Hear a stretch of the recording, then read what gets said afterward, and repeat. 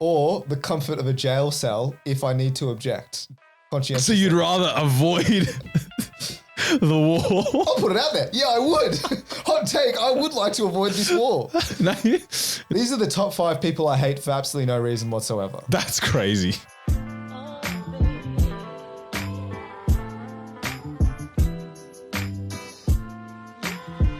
Welcome back to Critical Banter, the podcast that brings a Friday drinks chat to you. This week's episode, my God, we bring back top 5s and top 10s in one episode. Would you look at that? But before that, drop the week, we got me and Miguel. We have Roey. G'day. And we have Patrick Yazbek's jersey to row. And we got Nathan Cleary's head next to me, mate. It's a duo special today. Lock in. So I think we've had this level of duos for a while, Migs. Well, me and you. It's been years, I think, since this combination. I think recently, as in recent being like last year, at some point, there was me and Senny one week. Yeah. You and Senny, somewhat recent as well. Yeah. Mate. Here we go. We're going through all the duo specials. But I got one story to get your eyes on. So I have a friend who has been single for a while now. Yeah. He's now gotten to the stage where he's looking for a partner so badly. He is offering up $25,000 as a bounty to help him find a long-term relationship. So this is the finder's fee. Yeah. You find him someone, you get the 25 bags. Is what you're telling me right now. That is, and he has to date this girl. Yeah, what's or guy, whatever his proclivities may be. Okay, yeah, play on. For a year. That is the rule. A year. 1 year. That's actually a short lifespan, if I might suggest. 1 year relationships, I feel, come and go. Every year, there's I have a friend who's been dating this like multiple girls for 1 year each, mate, all the time. So 25. This is ridiculous. Imagine you get to a point in your life where you're offering 25 bags. So his reasoning is that like finding a good partner is the highest ROI investment. This is his words, not mine. That you can have, right? So he's willing to, price can't, put a price on it. You can't put a price on it, I should say. Evidently, he has. Well, yeah, $25,000. Partner of his life for a low 25 bags, if you actually think about it. So, the question is, yeah, go on. I put this out to a couple of people, and they were like disgusted by his behavior. They're like, how so? You can't buy women for $25,000. That's the kind of chat I'm getting. I'm just a messenger. But you kind of are buying someone off. Not really. No, but you're not going to like Facebook Marketplace and you're just the fixer. Yeah, you're a matchmaker. People pay what's a Tinder Premium or whatever it is? Yeah, $18 a month or whatever it may be. He's also what's the difference? There is no. Well, in my head, there's no difference. It's just personalized one-to-one marketing. Well, that's the thing. Like, if you're obviously this person. Like, I know this person. I know what he would be into. So his logic is like, everyone's pre-vetted. And $25,000 at the end of the day, if you find a wife, he's thinking, mate, unbelievable. What an investment. Yeah, but going back to the whole, the best ROI or whatever nonsense he just said, surely the whole, the reason why part of it is good ROI is because you have found someone that you have naturally gotten this like chemistry, this relationship with. It's not just someone that has been thrown in your face saying like, oh, we get along to an extent. Let's now marry. No, I don't think that's true, because you're just serving up your friends essentially, right? Like a buffet, and he's Tinder swiping IRL. Fair. He doesn't have to date them for a year. Still skeptical on that bit, but second bit, buying women. Yeah, look, if CD came up to you, tomorrow and said, "Look, I got something to tell you." Yeah, my friend, what was it? I paid my friend 25 G's to get you in my life. Yeah. How'd that make you feel? Honestly, I wouldn't care at all. Of course you wouldn't. It's a free. I bet it's 25 out, bro. It's out. But I'm saying, mate, good for you, all right? Am I only worth $25,000 is what I'm thinking. So my question is, I guess the question is, like, first of all, is this, it's rare. It's rare. So rare. Let's put that out. Find someone yourself, mate. I think it's fine to ask around, but now the incentive's there. Like, now I'm racking my brains. Who do I know that would be a good match for this person? And I get 25 bands in the pocket. Because then surely your friends' intentions are now murky. Because they're not doing it out of the goodness of their heart. They're not like, oh, I know this girl. She'd be great for you. Get a coffee. It's, I want 25 grand. Let me scour my contacts. These 5 are single. I'll chuck them all your way and hope for the best. So, well, here's my call out now to the people. Look, if you're a woman listening to this, if you're in the 30% or maybe even lower now. I think it's 30%. I think our top 5s have got some female listeners. All right. So if you are in the 30% of women and you are currently single and you would like to split this $25,000 bounty with me, reach out at Critical Banter, hit us a DM. And we'll put this in motion. What if they do the same thing? How much can we divide this pie? You know, I'm willing to part ways with 12.5. So you've parted ways with 12.5, and then they split 6.25 with someone else. That's fine. Look, they can do whatever they want with their 12.5. I'm keeping my 12.5. And who's to say as well? Like, you're not 1 year again. I don't think it's that hard to date someone for a year. No, I don't think so either. Because then it's the 1 year, the lock-in contract. You've locked it in. You've got the 1 year. You got your 25. What if this woman just jogs on? Well, that's not my problem. So what if you find now you find someone and you know, gentleman's agreement, you just got to date my mate for a year. A year and 1 day. Nah, that I feel like is against the spirit. That's against the spirit of the agreement. And a year it feels like not a long time, but it also is, to be fair, a long time. Right. Like with a stranger. Like if you've known the person, you probably can get along. You can probably date for a year, easy peasy. Yeah. But with a stranger, can you just go along for a year? A year of your life? I'm sure there'll be some chemistry. There'll be some, you know, friendship at least. Put up with them type vibe. Would you tell? So let's say now hypothetically you have someone, a friend. Are you telling them that you are worth 25 grand to me? I think that's where people thought there was the purchase, because essentially they're thinking you're valued at 25. Right. But I probably wouldn't tell the person, if I'm being completely honest, because you want this relationship to flourish naturally. Right. And if now suddenly there's money involved and you tell this, you know, woman, hey, by the way, I'm getting 25 grand for putting you together, then I feel like there's murky waters, as you said. So you're not telling them up front, you're not telling them ever. Let's say, you know, it all goes according to plan, they get married. I think it's on him to tell her that the fix was on for 25 minutes. Right. It's how the husband should tell that they're cheating, not the mistress. Yeah. And so my question is to you, how would you feel if you know, Christina said, hey, 25 bands to get I don't. Would you honestly feel offended, or would you feel differently? I would feel differently. I don't know if it'd be a deal breaker per se. Yeah. I don't know, but it'd make me question some things, you know? Because it's technically just a matchmaking fee. Like people do this. I do this for free with my friends anyway. Now you're just. But the freeze, I'd prefer free. Free's out of the goodness, actual spirit of the game. The goodness of everyone's heart. Free is good.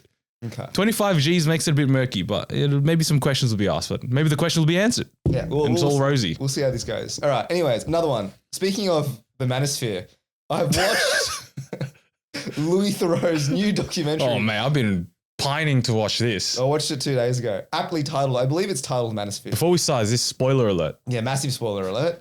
I'm going to be running through the entire plot. It's not really there's no plot really. It's just more of an expose of this Manosphere. So if you don't know what the Manosphere is, well, it's like the belief, I guess, that women are to be submissive and like stay in the kitchen. It's like the whole Andrew Tate, alpha male, beta female mindset, yeah. So now this has been titled this Manosphere. So it's like blokes who basically think that women are like second-class citizens and trying to just transport them back to like the 1920s, essentially. They shouldn't drive, they shouldn't vote, like all this sort of garbage, right? So it kind of follows 3 characters, right? The first guy, his name is HS Tiki Toki. Harrison, shout out Harrison. No, not shout out. No. You know this guy? HS Tiki Toki, he's big, bro. Okay. So I had zero idea of any of these clowns. You've never seen HS Tiki Toki, bro. Honestly, I can hand on heart say never seen Tiki Toki. He got banned on Kick because he just did cocaine. On the stream? As in, not on screen, but he's like, oh, so what? I'm going to do cocaine, blah, blah, blah. And then he sniffs it in. So that's the sort of character we're dealing with. I thought Kick is like, you can do anything on Kick. Like maybe he's back on Kick. I don't know. Anyway, so we first delve into the life of HS Tiki Toki. Harrison Sullivan is HS. HS, right? And it's kind of funny because like these guys have just like an entourage of like yes men, and they're always filming him because I think he's always streaming. And it's just like these blokes behind a camera, like sniffily, just like smirking away. While HS Tiki Toki, he's more of your good old fashioned scammer, to be perfectly honest. Like he's I guess less of the Manosphere. Like there wasn't a lot of Manosphere business coming in. Like yeah, there was very much undertones. The first scene is like him like showing off his mansion, and then there's this like OnlyFans chick on the chair, and he's basically like, oh, this is my dishwasher. So there's obviously like a bit of that, but the rest of it is like this self-perpetuating cycle of this bloke just selling his course, using his followers, you know, money to who buy the courses, him getting money, and then him flexing the wealth, saying, hey, you can have this too if you buy my course. The classic course scam. It's just a classic grift, right? Then we move into like, what's his name? Mayurin or something? Anyways, he's the fresh and fit guy, right? He's some like Sudanese. He's a South Asian. Is he the South Asian? No. Yeah, he's like brown. Yeah. But I think he's Is like he American? African. He's American. Oh no, sorry. Honestly, I couldn't tell you where he's from. Right. Anyways, his name's like Mayurin. Sukumaran. Yeah. Anyways, I don't even know what this guy's name is, but he's the fresh and fit bloke. And then there's the third character. His name's like Justin Wallen or something, and he's like this white bloke from the South who like built his money off like this steel business, and now he's promoting the Manosphere with like Andrew Tate. He's got his own course and whatnot. The one thing I want to address with this documentary is like, it's kind of comical because these blokes are like, I practice one-way monogamy. So for me, I can sleep with whoever I want. But for their partner or their wife, it's like, mate, I'm all you get, right? And so this is the lifestyle that they're pushing. And then what's funny is like Louis Theroux comes in and then he's like interviewing the wife. He's like, oh, hey, are you happy with this like arrangement? Like, would you rather share him or would you rather have him all to yourself? And then these girls are like, these women are kind of like looking sad. And they're like, oh, you know, I would prefer it if he was just, you know, one woman. I was just the only one. But I understand his lifestyle. And then you have him, the guys, seeing their women say this. And then they're like, no, you know what? I can change. So they fully like backtrack on like what they say. And this is what I'm confused because I don't know if they actually believe the lies that they sell to the people. And by lies people, I mean 14-year-old children. Lies being the misogynist. Yeah, all the messaging. Garbage, like the misogyny message. I don't even know if they believe it because whenever they have their partner on screen, they like fully go back on what they say. They're like, no, look, you know, things might change in the future. Right now I want 4 wives, but you know, in 5 years' time, who's to say? No, but that's classic. That's like, yeah, classic manipulation, gaslighting, all of that. It's not consistent messaging, mate. But like he's telling them what they want to hear, but then to the masses, maybe he's saying what he really feels. Oh, so I think it's the other way. So he makes the women feel, oh, I'm special. Yeah. I'm not like the girls he's saying that, you know, are beneath men, et cetera, et cetera. Yeah. I am different. But in reality, he's treating you the same as all of them. That's actually interesting. So why? Do you have a different take? No, as in my take is like, I think they don't even believe it themselves. Like, so what they truly are is to their partner, but because they want the views and the clicks and to sell their, you know, School of Hard Knocks courses or whatever for $60 a month, they need to project the image that they are, you know, this top G. Yeah, well, look, as you will. You know what they say about journalism? There's your truth, there's my truth, and there's the truth. Sits in the middle somewhere. I think they probably don't fully believe it to the extent of that they're, you know, what they show on the socials, but I don't think they're fully kind-hearted. No. I believe in 2-way monogamy, not 1-way. No way. I think honestly, but I'm sure they know that as you said, the persona sells courses, gets eyes, gets the attention of all these, you know, 14-year-old boys around the world. Let's turn it up a little. Yeah, so I think that's probably the most fair because. Yeah, they're definitely not, you know, good, kind-hearted people. They're like three. Just for show. I swear, it's just for show. I don't even like my 5th wife. I think they're 3 of the most despicable people I've ever seen on screen. Because like, this HS Tiki Toki character, like, he basically just says, "I do not care what I need to say to get the views." Like, there's no morality whatsoever. I think I've seen clips of this. Yeah, there's zero and this Justin Wallen guy is like. He's like humble bragging the whole time. He like forgets his phone upstairs so he can bring Louis Theroux to his apartment and basically say, oh, mate, this apartment's beautiful at dusk. Like, don't worry about that. He brings himself to like the mansions. He's like, this car means nothing to me. He has like this Lambo. He's like, this is not what success is to me. Like, why you even bring this up? Like, no one even asked you. So, anyways, watch the documentary.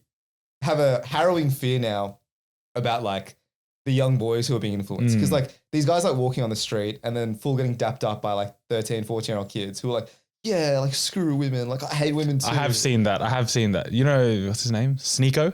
Sneeko, yeah. He was also there actually. Of course he was. He made a little cameo. He's another one. But he was like... But I saw a clip of him like last year or something. He was like an NBA game or something. And he's like walking through the concourse. And then, yeah, young boys are coming up to him saying like, fuck. And then they're saying like minority groups and stuff like that. like, you know how you'll go up to, I don't know, big Nathan Cleary here, but I love the Panthers, or like, you know, fuck the Roosters, like just to get a bit of a laugh. They're saying like, fuck women and shit like that. Just for a laugh. And they think it's like, these young boys think it's for a laugh. Yeah, it's pretty, that actually probably is the most harrowing thing, because like all these young kids are like fully getting influenced. And then there's Louis Theroux asking like, oh, so do you hate women? Like, do you consider yourself a misogynist? And like all three of the blokes are like, I absolutely love women. I'm like, I can't get enough of them. Yeah, that's why I need so many. Yeah. I love them all. It's like the most comical thing. Like, I don't know, the logic doesn't make sense. And I swear I saw a clip of Big HS Tiki Toy like reacting to the documentary. Right. And I think his initial reaction was, because is the documentary like low-key an expose, but they don't realize they're getting like exposed? I think like they think Louis Theroux is like in earnest interviewing them and like wanting to know them. No, I think they're trolling. Like they know that he's exposing them, so they're full hesitant like to invite them in. Then I guess he gets a bit more trust. So I don't think they're unaware that this is like a hit piece. Yeah, because I think Big Tiki Toki's first reaction was like he didn't realize it'd be such a hit piece. But I think afterwards he's like, oh yeah, I knew the whole time that, you know, this is how it was. The vibe that I got, if like they were aware, they were like they understood, because I think for them, again, this just sells more of their courses. That's true. We're talking about them. They're on Netflix. That's huge. That is huge. Eyeballs. Like I'm sure, and the thing is, it's not just young boys who are into it. Like they show two of this Justin Wallen guy's fans. They like interview them, because I think they just bump into him on the street and they're like, oh, I love you. You're my biggest role model. Like I think inherently they truly just believe like this is the belief that these young people have. Men have no value. They need to like get value from society, and that's like getting rich and like getting women. Like that's how they acquire value. Like that's their whole thinking, right? And this bloke is spending all his money on the courses, and he lives in his car. Like he doesn't even have a house, and he's spending $60 a month on these courses just to like pull him out of the mire. Like it's quite sad. It's been done. But anyways, it's a good watch. It's a good watch. You know who's I'll watch it. I think it'll be pretty interesting. You know who's have you seen Jim Skin recently? Oh mate, I don't know any of these TikTok. He's like the new big like UK streamer / influencer guy. He's a guy that goes into goes into Costa Coffee. He's positive. Is he positive? He's a positive guy. You know? He's positive to maybe the homeless. He helps them out. All this and all that. He's not like these Manosphere guys, but you'd think he would be, because he's got like a high skin fade. He goes to the gym, all of that. He's like a UK, like he's got a strong UK accent. So you think he'd be a Manosphere guy, but he's a really positive, nice guy. Mate, Good change. We need more of those people, because right now what we have are like the blokes who like basically slag women off, like especially OnlyFans chicks, but then also have them on their show so they can like pump them on air. And the OnlyFans chicks don't care, because they're getting subscriptions. And in their little Telegram groups, like Justin Wallen and this like Fresh and Fits guy, like, Chuck, you know, here's the OnlyFans girls, go subscribe to them. So they're like saying, you're disgusting. Oh, by the way, subscribe to them. And they get a cut out of it. So it's this like just triangle perpetuating, where what's happening is like these 14-year-old kids are paying $60 a month for their School of Hard Knocks courses, $10 a month for the OnlyFans. And then Justin Wallen and the boys are making a cut off of all of it. It's all for the eyes, all for the revenue, mate. Anyways, so good watch, but pretty rattling if you were having a young boy in this day and age. Because who are our like, because I was trying to think of who are role models. I'll get to that in my top 5. Yeah. But I'm trying to think, like when I was growing up, the media that I'm consuming. YouTube and Instagram, but all the Instagram people were like, for me, it was all like just random bodybuilders who weren't pushing any, you know, real toxic. Well, like ZIZZ. Like ZIZZ, but also like, you know, Jeff Sade, Zach Perners of the world. Zach Perners, like they were just getting jacked. They were just blokes getting jacked. And it looked like a lot of fun. On YouTube, I was just watching skits, like skit comedians. Really. Yeah.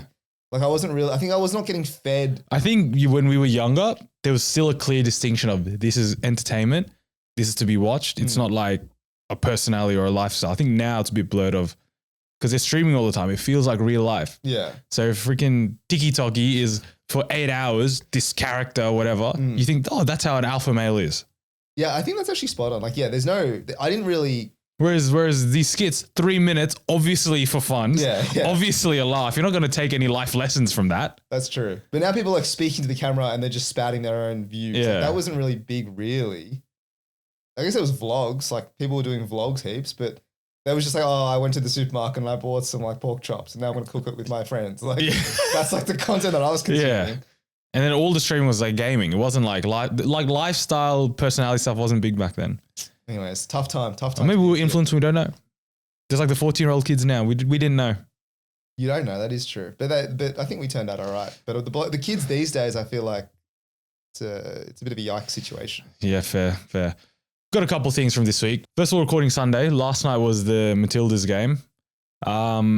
We've mentioned before we have a secret parking spot. Actually, not so secret. Bro, it was full yesterday. May I mention? So the game was at what?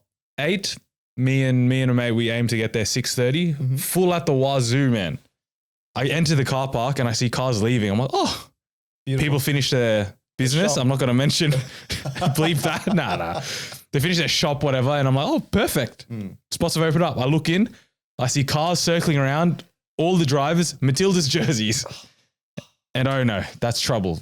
So I think there was like either the NBL started or there was a play of something, but there was an NBL game right on the time we're trying to park. So the people watching the basketball had already parked. But that's like 5 cars probably. Mate, you'd believe, well, evidently full.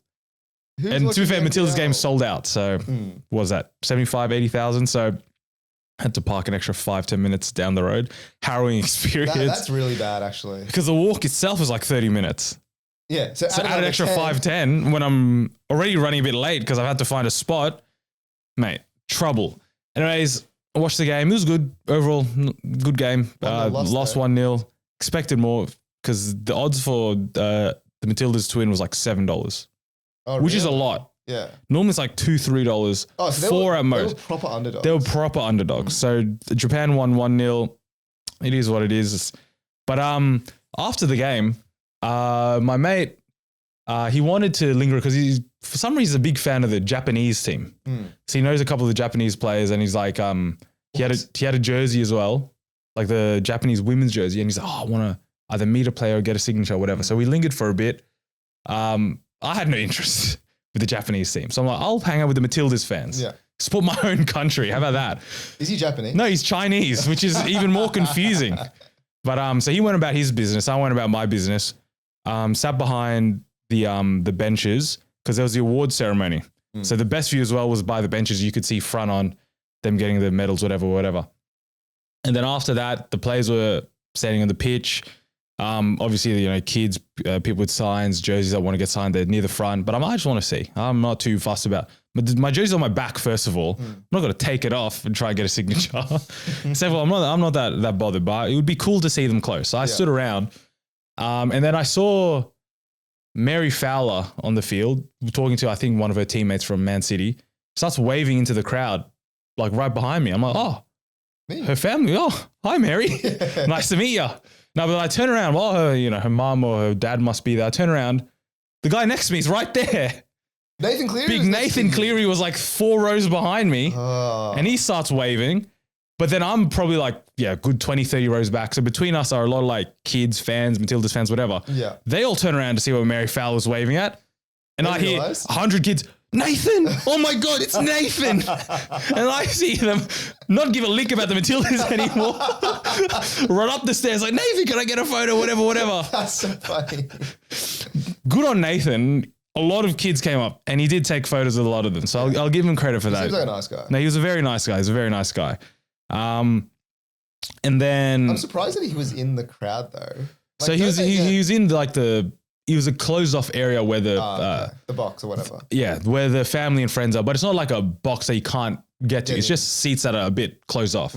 So I couldn't walk up in there, but literally like He's right behind me. Yeah. There's just a gate. Yeah. So you could go up to him, take a photo, say hi, whatever, which was good. And then that's fine. And then I'm watching the Matildas on the field, and then This is all after the game. This is after the award ceremony. This is people trying to get signatures at this point. So mate, this is like 3 hours in.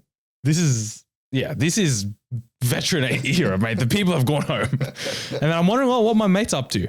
And then so I'm texting him trying to see where he is. And then he sends me like, oh, we're right behind the Japanese bench. I'm like, oh, nice. That's cool. And then he sends me a text, bro, I got the signature. Wow. He's got a signature. How's he done this? Because his jersey is on his missus' back. His missus is wearing the jersey. So I'm like, how has he managed this? So I meet him after, oh, how'd you get it? And then he tells me, yeah. And I'm like, did you like drag your shirt over the bench to get him signed? And then she's like, no, I took it off. Huh? You took off your shirt? She must have been wearing something underneath. I didn't want to ask, but probably.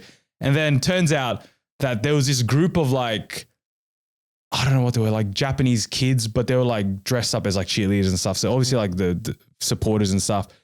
And then she says, oh, I noticed that their mum was like, standing a few rows back, and I asked, oh, can I wedge myself between your kids to get a signature? Then I was like, go on. Yeah. So they go in there, hold the jersey over, gets it signed as well by like one of their key players, which was pretty interesting. Who's their key player? HACKSAW, plays for Man City. My favorite, actually, yeah. Captain as well. I think she was the one talking to Mary Fowler, actually. But and then my mate told me, oh yeah, this player's mum was in the crowd. I was talking to her. I'm like, he's an ultra. I'm like, well, how do you know all this? Yeah. And then, yeah, he's just a big super fan of the Japanese team. Can I ask, like, I don't really get the point of signatures. So here's the other thing. Because I think you went with him to the World Cup, Women's World Cup final. Is it Harold? Harold. Okay, yeah. And then him and Sen were going to the Spanish bench to try and get signatures in. And he said you just chilled and stayed back and weren't bothered to go up and meet him. I don't understand. I actually don't understand the point of the signature. Like, what does it give you? Like satisfaction? Like, does it give you happiness? I don't. How did it feel when Patrick Yazbek signed the jersey right next to you? No, but that's different because we actually got to converse with him. It was a real meet. It wasn't Yeah, it wasn't like a transactional. Like, they probably don't even say anything. They just like sign, go to the next person, sign, go to the next person. Yeah, I'm starting to not understand it anymore. So like the first thing I ever got signed, you remember this, Man United came to Sydney and we went to their training session. I didn't go that day, but I remember you and someone else went. Yeah, and Robin Van Persie signed my Vans, and we thought it was so funny because the Van Persie signed my Vans, one of the most comedy genius. And I remember everyone was like, "Oh my gosh, the shoe's worth so much now." I looked at it, I was like, "Now my shoe looks like gross. Like it's actually dirty now." Yeah. No, I don't get the value in terms of, because it's such a superficial thing. As in, like, you're not really meeting them. It'd be cool to have a chat with Mary Fowler. I would love to have a chat with any of the Matildas, any of the Japanese players as well. Yeah. Chat to them for a couple of minutes. But what you're doing after the ground is, getting a photo, getting signature. As a kid, mate, that'd be unreal. As a kid, I understand it. I don't get Harold and Sen going down ravenous for the signatures. To be fair, they got a photo with Aitana Bonmati, the best female player in the world. Yeah. Which is pretty interesting. That is pretty cool. Even the photos I don't really get, but I understand it more than the signatures. Like it's cool. It's cool. It's nice to have, but I wasn't super keen to like go down, fight with kids to get a good spot to like get a photo or a signature. But that's the thing. And you can't, and because all the people who are at the front are kids and you look like a bit of a... And if I'm the one signing, I'm skipping past these 28-year-old men. Yeah, absolutely. I'm signing stuff for the kids and taking photos with the kids. It's like you check this bloke's hard drive. Like if you're getting signatures and waiting around, I honestly think there's skeletons in the closet. But to be fair, he got the jersey signed by HACKSAW and he's like, oh yeah, now I'm going to get her name printed on the back and stuff like that. So signed jersey, does that add anything to it? That's what he was in it for. Not really. I don't really understand it, but if you like it, fair enough. But it's just, there's something. It's cool, but it's not worth the hassle. It's not worth any hassle. Yeah. Like the sliver of hassle, I can't be bothered. But there is hassle. There's so much hassle. You got to wait. You got to go down. You have to like stand behind the row of kids. And if you actually want the signature, you do have to do a bit of pushing and shoving. Yeah. Like there's a bit of argy-bargy. Yeah, that's not worth it to me. But overall, good game, good experience. Packed crowd, which was nice. 75,000. I don't think I've been to a game where there's that many fans for one team. Because normally, like, let's say you go to the NRL final. Say Panthers, Roosters, or something like that. It'll be 50-50, 60-40. Fair split. He was a freaking 95-5, bro. Crazy, but good game overall. Another thing I did yesterday is my missus took me to Barry's bootcamp for the first time. Have you done it? I've done it once. Thoughts? Yeah, it's fun. Like, do you get a free milkshake at the end? Of smoothie or whatever? Milkshake? Well, is it a smoothie? Yeah, like protein shake. Yeah, they give it for free though. Yeah. First class, you get a free one, which was a lovely touch. That was great. It is much more difficult than I anticipated. Truly, honestly, it was like quite high intensity. What was the name of the class you did? It was a leg one, which is why I found it hard. Yeah, because I did. My one was like upper focus or something like that, and I think that is what saved because Rashina was telling me like she's done one before where it's lower body focus, and that's what kills you. Because if you haven't been, it's like what I did. I don't know if this is all of them. It's weights and cardio, but you do 4 blocks. So you do, let's say, I think it's 10 minutes weights, like somewhat nonstop. Like give me 10 lunges and 10, I don't know, chest press, whatever. You do that for 10 minutes, and then you have a break, like a minute break. Then you go to a treadmill where she goes, run at 6 speed. Now do 10 speed, like that for 10 minutes, nonstop again. Then go back to the weights and then back to the treadmill. I can't imagine doing 10 minutes of squats, lunges, whatever it may be, and then having to run again. Yeah. And then having to do the weights again for the legs. Yeah. And then run a freaking second time. Yeah, that was tough. Yeah. That was really like, and I was with my work colleagues actually, so I had to lock in. Like, you can't just be, and they were I thought you were going to say the opposite. No. I think you can't take it too serious because it's, for a bit of fun. No, they were like Barry's bootcamp veterans. One bloke had like a 350th badge thing. Bro, on the wall, that's what I wanted to bring up. So on the wall, there were these Polaroids of like 100 club, okay? 250 club, all right? 500 club. Yeah. There was a lot of them, right? I'm like, fair enough if you love fitness, but how much is this costing you? Because I'm on like ClassPass, like the most basic ClassPass membership, so I can do a class a month just for fun. If you are a veteran, we looked this up after, I think the cheapest package you can get, like you have to get a lot of classes, is probably like 25 a class. 20, you're good at math. 25 times 500. That's a lot of dollars. That's a lot of dollars. A disgusting amount of dollars. Is that 10,000, like 12.5 grand? Yes. Yeah. Yes. That was pretty good off the dome. That is very good from you. Over a couple of years. 12.5 on batteries. I understand fitness, invest in your health, please. So whatever you need to do to get healthy, fair enough. But that seems egregious. Let's say that's over 5 years. I'm putting maths out. I don't think I can do 2.5 a year. Yeah. Is that reasonable? I don't know. I'm paying pretty. How much are you paying for the gym? A pretty high premium for a gym that I don't use. So can I really talk? 25 a week. Again, I'm calling maths I shouldn't do. Look, it doesn't really matter how much it is. Classes, I think if I am truly honest with myself, I need a class. Because to keep you on it? Just to keep me on it, yeah. Because I think I enjoy, like, I don't really like solo running. I don't really like solo gym. But I do enjoy, like, soccer training. I do enjoy, running with the boys. Like, that's all well and good. So the class environment for me, I think, works just because it feels better. Yeah. I feel like it has to be a sport. But now it has to be a group. Well, that's the thing. Sport has to have someone leading you. Not like that. It has to be a sport if it's cardio for me, because that's just the most enjoyment I have. Like, I enjoy playing soccer. I enjoy like playing tennis, like all these sorts of things I really have fun with. The gym, I haven't found it. Like, so maybe I really need to become like an F45 guy or like a Barry's person, because that is kind of gym, but it's also, a bit more communal. Yeah. I don't know. For me, I just can't get the past, and maybe this is a silly thing. I can't get past the fact I can just do this myself without paying the dollars. But can you though? Like, that's a good point. That is also a good point. Will I realistically do this 2-3 times a week on my own accord? I go to the gym 2-3 times a week by myself.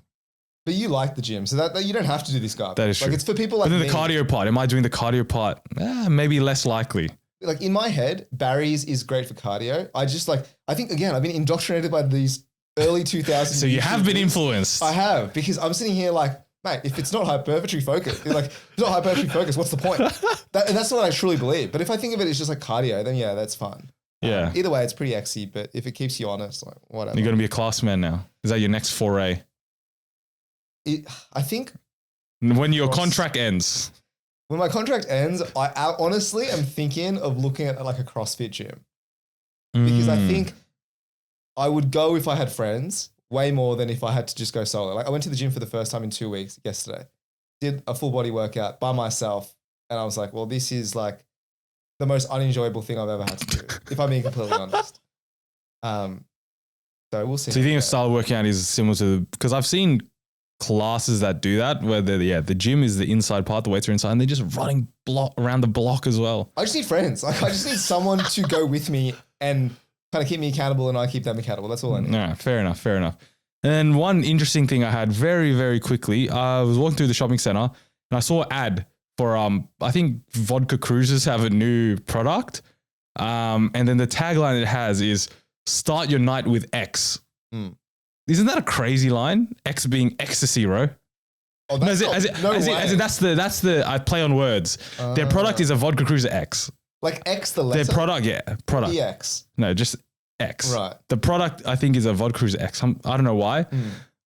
But is that not like a crazy play on words? I don't think they're implying. I don't think they're implying ecstasy too. No, but no, as in it's grabbed my attention. Because ecstasy is also, one of the nicknames for it is X. Yeah. Oh, I did not know that. Well, I thought it was just caps or something. Well, now you know. Yeah, well, that's pretty interesting. I mean, like, there's heaps of because they're targeting obviously the party scene, so they might be aware of the implication. Mate, fair play. If it gets you like with brands, I actually think brands need to be more bold like that because it's too the playing field's too nice, clean. Yeah. So if there's a little bit of edge out there, I'm so this is all play on. I think it's play on Vodka Cruiser. I'll get one right now. Last one is I saw an article that 100 New South Wales petrol stations are out of diesel and 50 petrol stations are completely out of fuel altogether. Right? You know the Ampol right near my house? Mom said it ran out of petrol the other day. So we're now in like week 3 or 4 of this Iranian, US conflict. And now it's starting to affect us. Now on a personal note. Because Mig sent me a snap the other day showing how much he had to pay for fuel. And now we're running out of fuel. It was like $2.65 a litre, man. I swear I filled up a week or two ago, $1 per litre less, $1.65. Yeah. So now we're at $2.65 a litre and there's no petrol around. And now I'm thinking like, now what are the options here? Like, am I going to have to catch public transport? But more importantly, am I going to have to fight in this war potentially? What, like conscription? Like it feels like World War III is brewing around the corner. And I need your help, Migs, to become a draft dodger is now what I need to try and elicit. Well, what is it? Conscientious objector? Is that a path you could go down? That's absolutely a path. I'm willing to take any path. Look, I think I'd be good on the computers, like in the back. Just don't put me on the front lines. No, because when we talk about this with a couple of mates before, isn't stuff like the fact you wear glasses also like a potential avenue to dodge frontline work? Feels like everyone wears glasses. Like I think most people I know wear glasses at least, partway through the day. Because realistically, if we think about, touch wood doesn't happen, touch wood, world peace and all happens. But peace. If war happens and Australia goes to war, surely frontline are the people already in the army, reserves, navy, all this. Surely us schmucks, they will leverage us for things that we could be good at day dot. Yeah, like the computers. I.e. computers. I.e. maybe they do a test. Well, yeah, maybe they can. It's like the selective school test, but the odds are much higher. It's not you miss out on Borger meals. It's you go straight to the front lines. Yeah, the stakes are higher. You gotta get tutoring for that. Mate, new business idea. So I agree with that. But I think what happens is like the reserves, the army reserves, they get mowed down. And then it's now the next level. Like who's next? So you don't want to take part at all? No, as in I'm happy to take part in the comfort of an office. Right. If need be. Or the comfort of a jail cell if I need to object. So you'd rather avoid the war? I'll put it out there. Yeah, I would. Hot take. I would like to avoid this war. What I remember from this chat was someone was like, because we asked this question like, oh, would you go? Some people were like you, no. Some people are whatever. And a couple people were like, Yeah, I'll go for the boys go. But I generally think that's how it was back in the day. Yeah, I agree. All you need is, you know, one or two of the alpha males of your group or the leaders of your friendship group to be like, let's do it, boys. Yeah. And that's all it took. And I'm hopping I'll on. do it with you, mate. Get me on a boat. We're going to Italy. And then Sen said, if all of you go, I'm still not going. But So maybe you think about what are the look, it's peer pressure. the job positions available outside of the front line. Yeah, I think you need to think a bit more than computers. What do they need for them computers? What do you mean? I think it's like you got to know the market. You got to know the job market. Yeah, so this is the side of job marketing I do not know, but I will look into it because it's becoming more and more reality. Because you want them to look at you like, Rohit has got a real Real knack for radar. Let's get him on the radars. Sonar. I love those little dots that appear. I've played Call of Duty. I know what a UAV looks like. Exactly. So I think you got to find it. As they say in podcasting, the job market, find your niche. Find your niche. And aim for that. I think going to jail, I'll put out there, cowardly. Can't be doing that. That's fair. But you're fair in not wanting to go frontline. Yeah, that's Don't let anyone shame you for not wanting to go frontline. Thank you.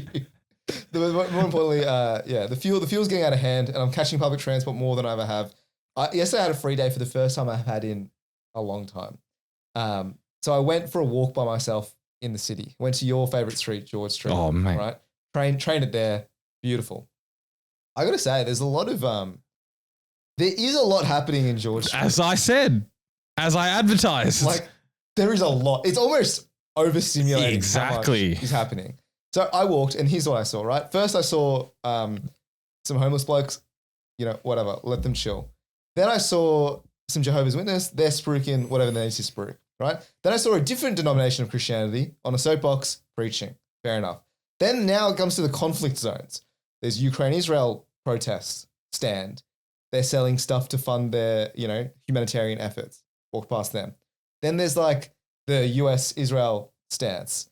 And people are selling stuff for them.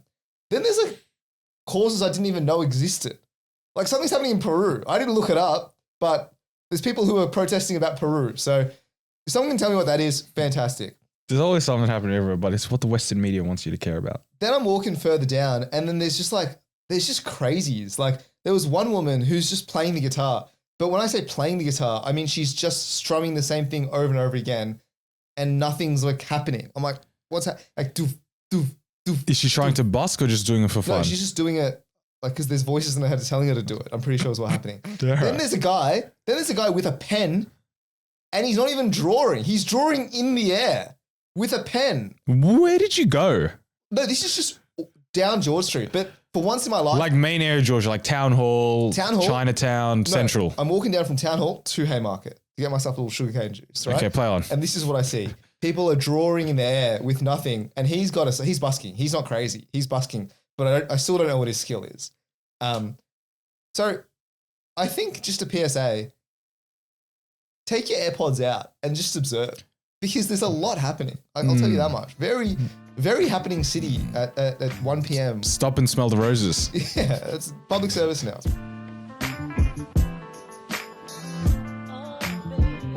All right, ladies and gentlemen, we are doing top 5/top 10s. You know the drill. Migs, what are the top 10 highest selling shoe brands in the world? So, going brands, not models, right? Correct. Not individual models. Truly, Nike. Nike has to be on there. Nike is number 1 on the list. Adidas, surely number 2. Adidas is number 2 on the list. Here we go. Jordan, number 3. Jordan not on the list. Why does that count as Nike? Shoe brand, not sneakers as well. So I can throw in non-sneaker brands of the world. Correct. Should I? You should. Well, let me get back to that later because I can't remember any. Puma. Puma is on the list. Puma is 5th on the list. Puma's 5th? New Balance. New Balance has to be 4th. New Balance is 4th on the list. If this was top 5, I'd be done. No, you got one more. You're missing 3. Oh, am I? You got 1, 2, 4, and 5. And you saying not sneaker brand. What's big? Not necessarily sneaker brand. Birkenstocks. Birks are not on the list. Dr. Martens. Doc Martens not on the list. Crocs. Crocs are number 8 on the list. That would have been a catch. I'm walking down your George Street. I'm walking down the street. What are people wearing? Oh, just have a look at Foot Locker. What are you seeing? I am seeing Nike, Adidas, Converse. I'm seeing Converse. Converse not on the list. I am seeing Vans. Vans is on the list. Vans is 10th. So now we're missing 9, 7, 6, and 3. Reebok.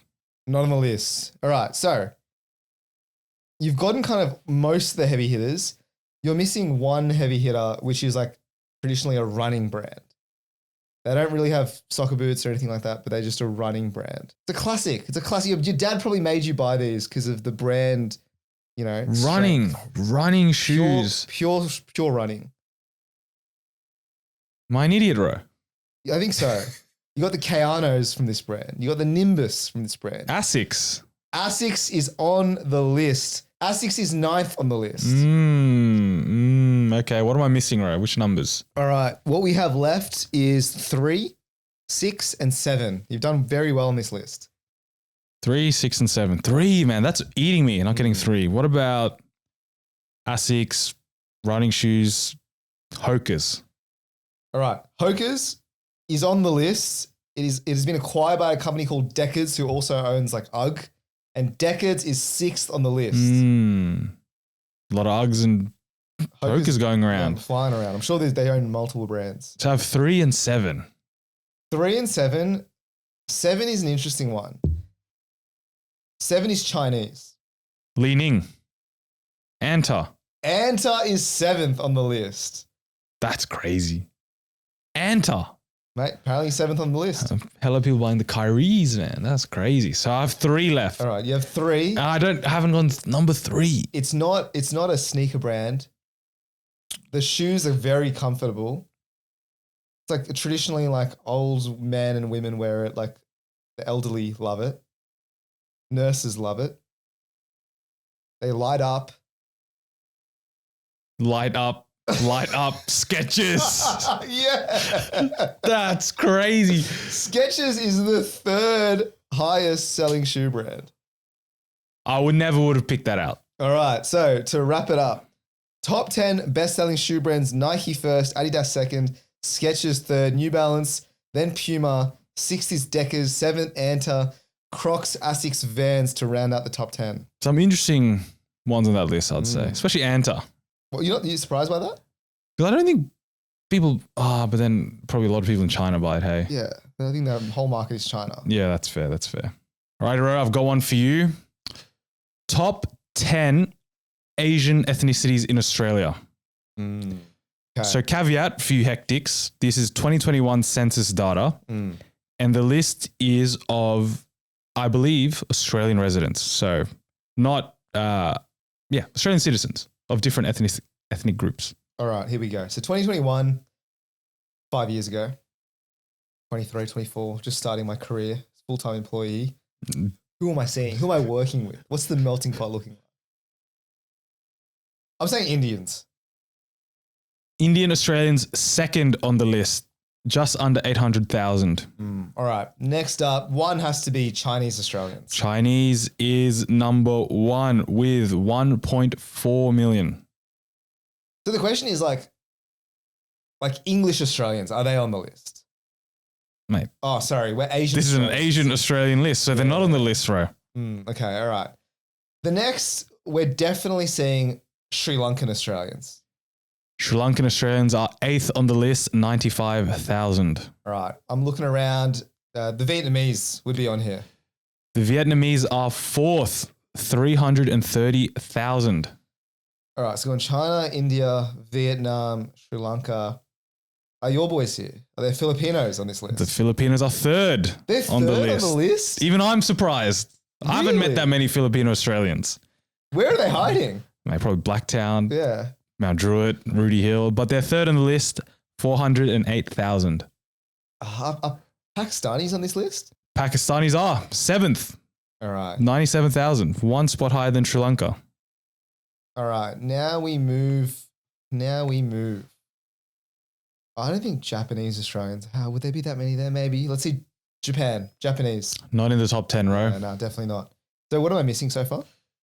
You are missing numbers 5, 6, 9, and 10.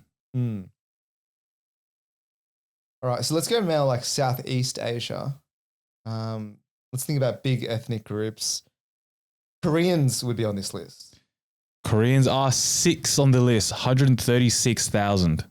That's in Australia, 136,000 in Australia. Korean Australians in Australia. Okay, beautiful. All right, am I missing heavy hitters now? 5, 9, and 10, they are not super heavy hitters, but they're not like niche. They're not like, you should be able to get these 3. Nepal is 5th, 138,000. So you're missing 9 and 10. All right. Now the question is, are they South Asian or are they like South I'll give you a hint. Asian? Do you want a hint? I'll get a hint. Think of food. Okay. Thailand. Thailand is 9th on the list. Thai Australians, 91,000. Okay. Now you're just missing 10, Ro. The 10th, food-wise, it's like Similar-ish region as well. I'll give you that. yeah, like Vietnam, Thailand. Is it Malaysian? It is not Malaysian. Is it Singaporean? It is not Singaporean. Yeah, they don't need to leave. They're like quite happy. But I think you're knocking on the door in terms of geography. But who is and is this like is this a big food that you would eat? It's moderate. How often are you eating there a month? Month is a big ask. Like 0 a month. Probably like I'll find a year. maybe 6 times a year. Okay. So not common. It's not like I've got to go and like, TikTok and really find this place. Yeah. Is it Indonesian Australians? It is Indonesian Australians in at 10th, 86,000. So, well done, Ro. Wrap up the list. Top 10 Asian ethnicities in Australia. Number 1, Chinese Australians. Number 2, Indian Australians. Number 3, Filipino. Number 4, Vietnamese. Number 5, Nepalese. Number 6, Korean. 7, Pakistani. Number 8, Sri Lankan. Number 9, Thai. And number 10, Indonesian. Beautiful. Well done, Ro. All right. Migs, you got a bit of a trickier list. So we'll work together on this one. It is the top 10 jobs most likely to be replaced by AI, according to this study by Anthropic, which was released 2 weeks ago. Oh, wow. So this is the AI itself telling you, mate, this is going to be replaced. AI is coming to me and saying, I am going to take your job. Correct. If you work in these industries. Correct.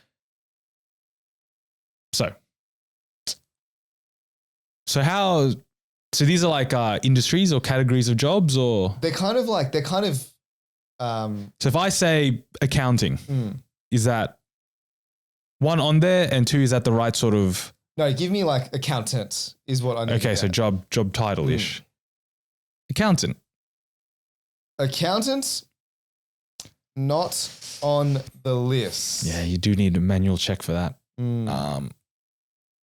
Software engineer. Correct. Computer programmers are number 1. Of course they are. Most likely to be displaced. So they have this score called the exposure score. The observed exposure for a software engineer is 74.5%. Exposing themselves, are they? Big time. Okay. So now I'm thinking AI. What can AI really do? It can analyze data analyst or business analyst. Give me one of those, Ro. Very close. Very close. Is an analyst of sort. Yeah, a lot of analysts. In fact, half of these are analysts. But what are they analyzing? Financial analyst. All right. Financial analyst is 7th on the list. It is financial and investment analysts. They are 57.2% exposed to AI. Damn. If business and data analysts are not on here, what about like marketing analyst? Marketing analyst is on here. Market research analyst and marketing specialists. They are 5th on the list with a 64.8% exposure. I'm in danger. Big danger. I'm 5th in line. Damn. So, tell me more analysts on here. There are a few. There's 2 more analysts, but I'll see clear for now. Forget those. AI. You prompt it to do some stuff. What can it do? What can it do that can just fully be replaced? What are people on the tools for? What about like graphic design? Graphic design, surprisingly, is not on this list Really? yet. They should be. I think they definitely will be. What I've seen of AI, they should be. Okay. What else is there? Think about like you're, dealing with a business and things going wrong. Things going on, like what? You're working with, you got some Nike boots and they're ripped. Oh, customer support, customer service. Customer service is second on the list, 70% exposure. That should actually be first, dare I suggest. I agree. Because it's already like taken over. Yeah, I 100% I've agree. never gone to a customer service these days and not talked to a freaking AI chatbot to begin with. Dude, all I do now is I see a chatbot and I just say, give me a human. And I just keep typing that until they say, transferring you to a human. I got no business dealing with this AI, or I don't think it's AI. I think it's just like, It's just their chatbot. Yeah, they're not great. So those are the top two, should be by far. AI. What about like video editing, sound editing, production, anything like that? Nope. No. So so you've done like customer service representative, so basically support. There's also support, but not really consumer face. It is consumer facing, but it's not customer support through a business. It's like another type of support. Doesn't help. Yeah, it doesn't. Did that mean nothing to you? As in like, I know. I think I know what you mean. I just have no idea. Like, it's the people that help you how to use like the product. Is that what you're talking about? Kind of. Like, if I buy your platform, the AI is going to help me. No, not that. Not like that. No, So okay. I've led you down the garden path. Forget that. All right. So you've got programmers number 1. You've got customer support number 2. You've got marketing specialists number 5. You got financial analysts number 7. There's more in the software engineering type space. What else is there? Like QA. QA is 8th on the list to be replaced by AI with a 51.9% exposure score. Interesting. Very interesting. Because I feel like QA, you will need a human at all points. Maybe just one though. Maybe just one. Okay. What other realms should I be thinking about, Ro? Think about, B2B, like think about, if I tell you, it'll just give you the answer. So think about should not sales. Sales is on the list. Really? Sales is on the list. Yeah. 6th in line to be replaced. Sales representative, wholesale and manufacturing, except technical and scientific products is the specification exactly. Wait, what was that? Except tech? Except technical and scientific products. That is fair. To be fair, if you're looking for a software solution, you could probably just give the AI your pain points and it'll tell you, yep, use this product. Yeah, you don't need it. I don't need the human. The razzmatazz of some sales expert trying to upsell me, bro. Yeah, that is true. All right. So now think of like just menial labor, like menial work. Admin. Receptionist. Data entry keyers is on the list, 3rd on the list. They can go as well. They can absolutely go. Data entry. Data entry is 3rd on the list. What's left, bro? All right. We got number 4. We got number 9 and 10.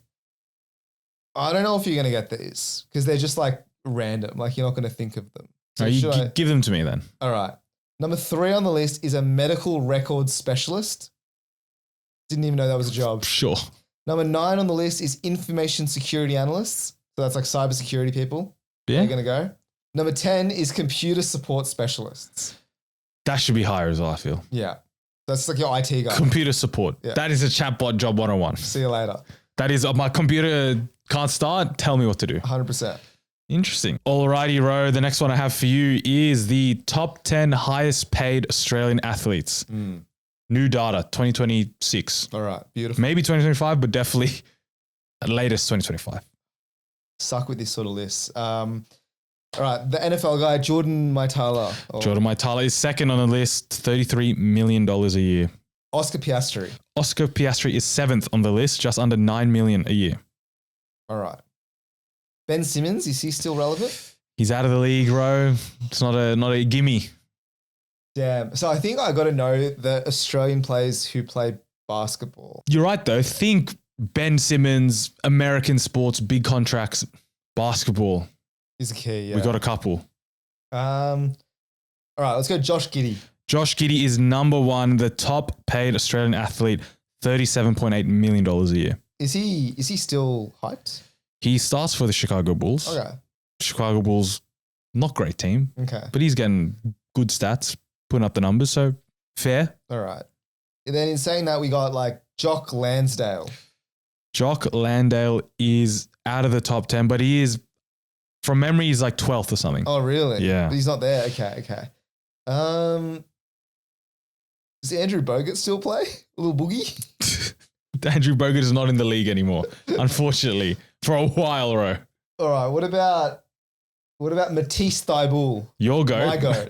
He is 4th on the list. Really? $17.5 million. Okay, now we're talking. Now we are talking. I'll give you some help, bro. There's a couple more basketballers on here, and think golf as well. I was gonna go there, but let me hit the rest of the basketballs I know. Joe Ingles. Not on the list. 11th. Jingles is 11th on the list. He's at the latter part of his career. All right, we're gonna sack this one off, and we're gonna move to golf now. Maybe a bit more on the wheelhouse. Minwoo Lee must not be on here, surely. Not on here. Yeah, okay. So we're thinking like the Cam Smiths of the world. Cam Smith, according to the list, is 9th, 7.3 million. But there was a caveat on this list that his big contract, we don't know how long that contract goes for. Right. So it's not like a yearly earnings. Okay, all right. Any more golfers on there? Australian golfers? 2 more golfers. 2 more Australian golfers. 2 more Australian golfers. All right. And then what are the sports on this list? So you have gotten 1, 2, 4, 7, and 9. Of the rest, there is 2 more basketballers, 2 more golfers, and 1 baseballer. Yeah, I'm not getting the baseballer. I'll go the golfers. Jason Day. Jason Day is 10th on the list, 5.6 million. And then must be Adam Scott. Adam Scott is not on the list. All right, well then I'm out of golfers. I didn't even realize there's an Australian baseballer in the league. Neither did I until I looked up this list. So I've got 1 golfer and 2 NBA players. I'm going to need help here, I think, for all of them. I don't think you'll get these. Just for fun. Number 3 in the list, he played some basketball down the road. Hills Hornets. He played in his youth. Yep. Any idea, Ro? I didn't realize we had a major celebrity playing for the Hills Hornets. That's spectacular. Nah, no idea. All right, Ro, I'll give you the top 10. Number 1 is Josh Giddey. Number 2 is Jordan Maitala. Number 3 is Josh Green, ex-Hills Hornets player. Grew up in Castle Hill. Who does he play for in the NBA? Plays for the Charlotte Hornets now. He's in the rotation. Number 4, Matisse Thybulle. Number 5, Mark Leishman. Do you know him? Golfer, Live Golf. Nah, never heard of him. He gets $14.28 million a year. I've literally never heard of this bloke. Crazy. Also, Josh Green is $20.67 million for those playing at home. Number 6, up and coming, is Dyson Daniels, basketballer. Right. He's still on his rookie contract, but if he were to sign another contract, he probably could be the highest paid. Is he that good? He tops the league in steals. Bro, So he's a defensive weapon. This guy's named after a vacuum cleaner. And he's good. Dyson Daniels is his name. Exactly. He's nicknamed the Great Barrier Thief There you go. because he leads the league in steals. All right. Number 7 is Oscar Piastri. Number 8 is Liam Hendricks. No. Baseballer. No Plays for the idea. Red Sox. Number 9, Cam Smith. Number 10, Jason Day. Honorable mentions. In the 13th was The Demon at 4.26 million. And number 15 was Sam Kerr. 3.34 million. There you go. Bang. What a list. So if you want the money, American sports. All right. Next up, we have the top. We have a top 5 actually, but this is more personal gripes. Like this is what I have. This is not really an objective list. Gripes, bro. Well, mine is gripes. These are the top 5 people I hate for absolutely no reason whatsoever. That's crazy. In at number 5, I have people with double barrel surnames. So, I mean, look, if you're sitting here like, oh, I'm, Josh Kingsman Smith, you know what I mean? Like, it just doesn't make sense. If you marry someone with a double barrel surname, is your child going to have 4 surnames? Triple barrel. When does it end? Like, this is the madness that is happening in society. Pick one, stick to it, job done. You're not getting a double barrel name? Absolutely not. I look. We're just talking about the Manosphere. This is woke nonsense gone too far. Can you imagine an ethnic name double barreled? Mate, that would be a nightmare. I can barely fit my name on the sheet. Imagine Sen double barreled. Yeah, nah, it just doesn't work. Do you know what I mean? Like, you just need to chill out, right? Because there's too many permutations and combinations, which will make things far too complicated. Double barrel on its own, then you've got a first name, a middle name, a double barrel surname. That's 4 names. Jog on. Just relax. In at number 4, we have people who have their do not disturb on 24/7. This grinds my gears because I'm a caller. And if it goes to voicemail immediately, I am just filthy.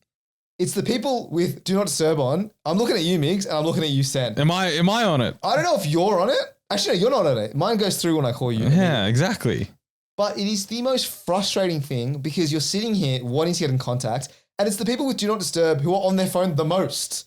Like you look at their screen time and it's through the roof. It's like, what do you need to be? Yeah, what's so special that you cannot be disturbed? Don't disturb Sen's reels, is what he's saying. The question, like, what do you have in your life that you are so high and mighty that you cannot be disturbed from your such important task?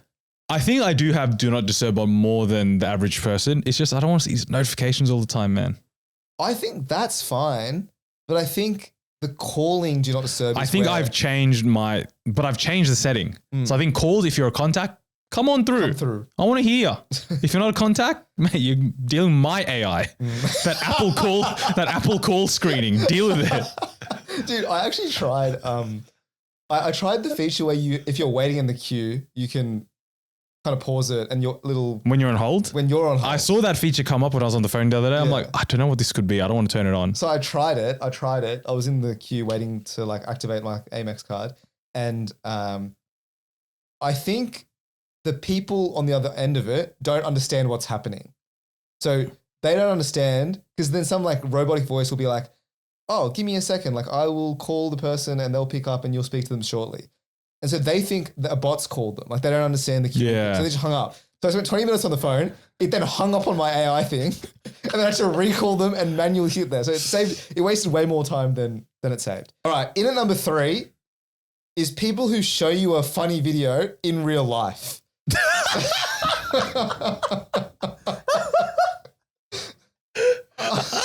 know this is niche, but like I can't do it. I can't do IRL reacts. You know what I mean? The problem is, most of the time it's not funny. It's never good. It's never as entertaining as the person makes it out to be. And then you're sitting there and you're then worried about now how long is this going for? And then you tap on the screen subtly, accidentally sometimes, and you see it's like a 4-minute video and you're 30 seconds in. Long road. Yeah, because you're set up for failure. Because you got to be nice at least. Because they found it so funny that they have to show you. It has to be funny, right? Yeah. So you got to give them something, but sometimes just can't give you anything here. No, it's never good. So like I might really enjoy a video, right? But the correct format to share that video is letting you watch it in the comfort of your own home. Yeah. It's not me showing you and then I'm just watching you and your reaction. And you're probably laughing already along with the video. I know what's coming next, you know, and you're sitting there like, you have to then fake the reaction. You know what I mean? It's just bin stuff. No, I hate it because I think I'm a bad reactor. Like to anything, hero. Like I could be like cheering inside, like it'll be the best funniest thing, but I actually don't react that well. Correct. And I think it lets people down is my problem. So, again, DM me the video. Yeah. I'll give you an insane online reaction. But IRL, you can get in the bin. All right, in at number 2, this is a classic. The people who stand up on planes when it lands straight away. I don't get it, Ro. What's the point? The doors open when they open, and it's actually slowing everyone else down by you trying to get in front. Just exit when the row in front of you exits. Why do you feel the need to get up and, start rummaging around, trying to grab your bag, like first in line? Like relax, it's all good. The only reason I would get it is if you're stretching your legs. But if you have stood up, got your bags and are holding your bag, waiting for the doors to open, you're a mug. You're absolutely You're a mug because you just inconvenience yourself for no reason. It's not quicker. It's not quicker. Just pick up your bags when you're ready to go, bro. Look, and I understand, okay, you might have a flight that you need to catch, right? In that case, I would like just any sort of communication, like, sorry, I've got a flight to catch. Then you can go through, whatever, go nuts. But you're just being annoying, to be perfectly frank. Get rid of it. Absolutely. And the one I don't get is the people that... When you're standing in like a window seat or the middle seat, you're standing, but you don't fit. So now you're hunched over standing. Correct. But you're also not getting anywhere. So just sit down. It's the worst of all worlds. Exactly. In at number 1, I have people who take up the whole footpath with their friends. these are the worst. You're saying these are the worst people. These are the absolute worst people because everyone needs to walk. All these other situations, they're niche, right? They're kind of like, oh, in a certain situation, you don't like this person. I walk on footpaths every single day. And every single day, no one walks at the speed I want them to walk at. Does it seem like that to you? It does, but I'm also self-aware there are times I've walked slow. Yeah. So I can't be like, everyone walks so slow. No, there are times I walk slow. I walk slow too, but I'm sitting on the side having a little That is true. passing lane. There's courtesy. But if you are standing in the middle of the footpath and not able to, let people get around you, or even worse, you have 3 people and they're taking up the whole footpath, and now I've got to walk on the road to overtake you, risking my life, that's where I have a serious problem. Yeah, when you're on public paths, you can't have more than a 3-person conversation. I agree. When you have 3, create a second line. It's a 2-1. It's a 1-2 or a 2-1. You decide. And if you have 4 or more, you create 2 conversations. 100%. You create 2 lines, 2 conversations. If you have 6 or 7 people, 3 lines. 3 lines. All right, stop with this. I'm 5 people. We all need to be in the same conversation. We all walk in a line. When something's funny, we all slow down. Get off to the side, man. It's just the lack of situational awareness. That's the thing that gets me with this sort of one. So, yeah. There you go. Top 5. All right, last list for me, Ro. Going down memory lane. Top 5 OG Australian YouTubers. Hit me. We're going to get some memories out of the back of our brains, right? In at number 5, I have I Am Mr. Teddy. Oh, For me, a goat of the genre, especially back in the day. Yeah, when his channel was I'm Mr. Teddy. Now it's Ted'sthetics. Look, love what he's doing now. But OG I'm Mr. Teddy had to be a HK. About Facebook. Oh, mate. About school. It's always about something. And he would just sit there and rant for like 3 to 4 minutes with some of the wittiest one-liners you've ever heard in your life. And it was just so relatable as well. You're like, I know these things that are happening, bro. Dude, bro didn't miss for like 3 or 4 years. He was just putting up banger after banger. Then he took a break. Heartbreaking. And then he came back. He's doing well. He's doing very well. Doing well now. Can't change my mind. Great content for this day and age. But if you miss the peak of what I believe is the peak of I Miss Teddy, you missed out. You missed it. All right. In at number 4, for the hectics, I have Tim Star. No. This is ridiculous. It's just, would I say he's, top 5 best YouTubers? No. No. I wouldn't say that. No one's saying that. Would I say the content is top 5, top 10, top 50, top 100? No, I wouldn't say that. But would I say what is it? 100 girls on the beach? Yeah. Was that a top 5 said line in school? Yeah. Absolutely. It was. No chess, no sex. All his lines, mate, they were bangers at school. This guy's just dropping bars deluxe. Yeah. And if you don't know who he is, which I'm sure a lot of you don't know, he was just some skinny, Asian guy trying to, get girls, trying to, go to the gym, but he was so skinny and just didn't get it. He was awkward, but, mate, the videos they were popping off back in the day. It might have been the fastest rise to fame, quote unquote, fame I've ever seen in my Mate, life. he had a grip, I reckon, early 2010s. He had a grip on, selective schools, Asian Australian kids, man. Everyone knew who Tim Star was. Crazy stuff. In at number 3, I have friend of the show, Neil Kolhatkar. Oh, wowee. Mate, the Australia explained in 2 minutes. That maybe is the first viral video, in Australia, probably. That did the rounds, and mate, I watched that a million times. Yeah. Seriously. The impressions were great. The impersonations were fantastic. His character at UNSW was also maybe a contributing factor as to why he went to UNSW. Weldon Chow. Weldon Chow, bro. Wow. Cog Dog. Mate, these are classics. The characters were so good. Yeah, Australia explained in 2 minutes. That was another, again, when you're in school, you're just dropping those lines all day long. Give me a line. The classic one was, give me your fucking money. Give us, mate. Give us. Iconic, mate. Neil Kolhatkar. Yeah, I got to say, again, maybe this is very niche because it's Australian selective high school, Asian Australian. No, but he was doing views. He was doing numbers. For everyone. For everyone. The Australian in 2 minutes one, that did numbers. I got to say. The Weldon Chows of the world, yeah, maybe that was a more niche. Bit more niche. But I wasn't even going to UNSW at the time, and I found it hilarious, bro. Yeah. Honkies, that's the first. Intos, bro. The vocabulary. I think I still say those words to this day. Don't know if you should be, but all right. Play on. In at number 2, I have My Chonny. Classic of the Asian Australian genre. He got all the stereotypes down pat. The videos were so funny. The most relatable videos I've ever seen in my life. Exactly. And I wasn't even Chinese. But you understood what it was to be Chinese, Vietnamese, all that. I remember the one Australian versus, I think, Chinese versus Vietnamese gangsters or something like that. Classic video, man. unbelievable video. Dude, this is another guy who wasn't a heater for like multiple years. Yeah, exactly. His impressions, his impersonations were unbelievable. Like, spot on. Even now, he's still doing travel vlogs and all that. Power to him. I find it really interesting how like people's content evolves based on like how they grow up. Like they grow up as well. So they can't just be doing these like random skits anymore. And then I look at our content and it's just stayed the same for like 6 years. No, it's grown up. It's just we don't reveal what it was before. Would you rather after this, Ro? No, that's a good point. No. Good point. In at number one, my number one OG Australian YouTuber, Superwog. So, If we're talking quotable lines at school, we're talking about videos you watch on replay. Superwog is number one. How many people have you called ahead? yeah, I can't argue with that. How many times has Sen tried to cupcake you? Like numerous times, you can't count it. Exactly. How to fight. What a video. What a video that was. The classroom videos, mate. Unbelievable. Some of the things said back in the day, maybe not repeatable now. Can't say it. But the comedy was unbelievable. The standard was classic. Look, now Superwog's got his own Netflix show and all this stuff. But that shows the levels, man. SBS, Netflix. But I need the raw Superwog. Take me back to like OG Superwog. No filter. No filter. I mean, to be honest, like Superwog's mate, right? The guy who's always like the dad, the Wog dad.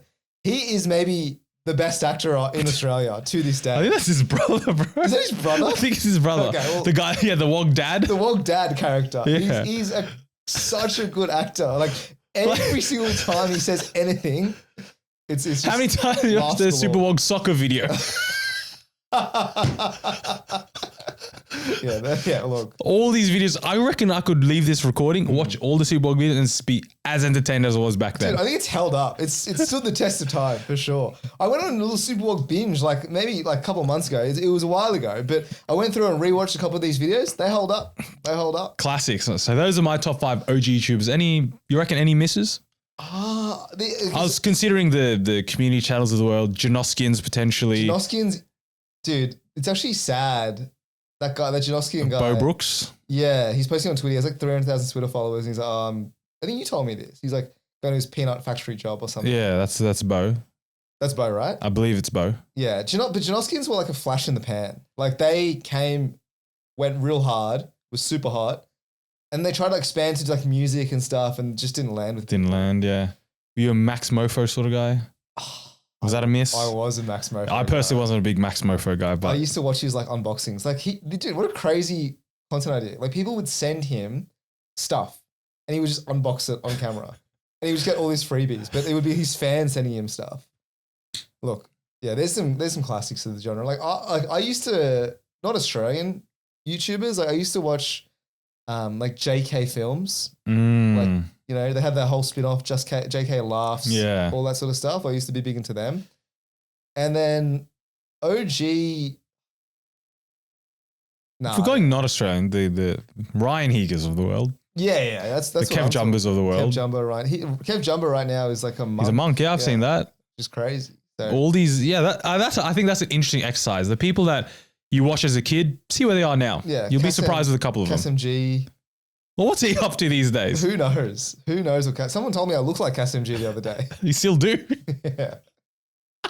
But no, it's good. Well, that's my list. Those are our lists, especially the last two, the subjective ones. Let me and Ro know any additions, anything you would add, any lists you want to see, let us know.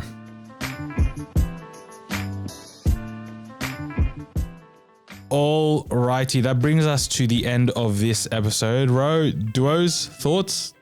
This episode has gone on for a while. Love to duos. At the start, I was very worried that we were looking down the barrel of a 20-minute episode. But if you've made it for the hour and a half or whatever it's turned into, fair play to you. Fair play to you. If you want to see the rest of our episodes where we all have 3 or more members, check us out on Apple Podcasts, Spotify, YouTube. Check out our socials if you want short clips, TikTok, Instagram, and I'll catch you guys next week.